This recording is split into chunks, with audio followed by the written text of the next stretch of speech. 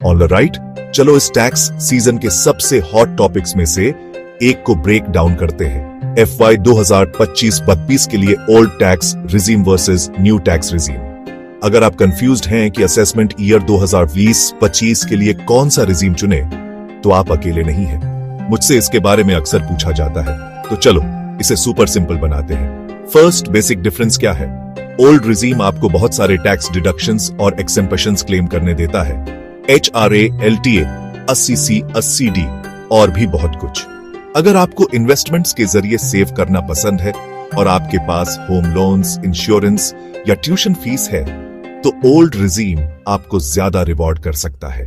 अब new regime, जो taxes को सिंपलर बनाने के लिए इंट्रोड्यूस किया गया था, यह लोअर टैक्स रेट्स ऑफर करता है, लेकिन यहां कैच है, ज्यादातर एक्सेम्पशंस और डिडक्शंस चले गए हैं। आप HRA 80C या स्टैंडर्ड डिडक्शन भी ज्यादातर केसेस में क्लेम नहीं कर सकते, लेकिन न्यू रिजीम आपको स्ट्रेट फॉरवर्ड स्लैब्स और कम पेपर वर्क देता है। चलो नंबर्स की बात करते हैं। ओल्ड रिजीम में अगर आपकी टैक्सेबल इनकम 2.5 लाख रुपए तक है तो कोई टैक्स नहीं। 2.5 से 5 लाख तक यह 5% है, फिर 10 लाख तक 20% और उससे ऊपर 30%। लेकिन याद रहे, आप डिडक्शन से अपनी टैक्सेबल इनकम को कम कर सकते हैं।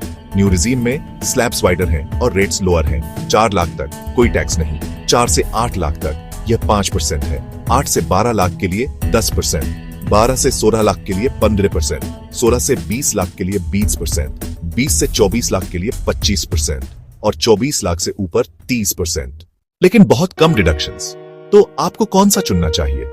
अगर आप टैक्स सेविंग इंस्ट्रूमेंट्स में बहुत इन्वेस्ट करते हैं, इंश्योरेंस पे करते हैं या बड़े होम लोन इंटरेस्ट हैं, तो ओल्ड रिजीम आपको ज्यादा पैसे बचा सकता है। हाजीमन, अगर आप हैसल फ्री फाइलिंग चाहते हैं और ज्यादा डिडक्शंस यूज नहीं करते, तो न्यू रिजीम आसान है।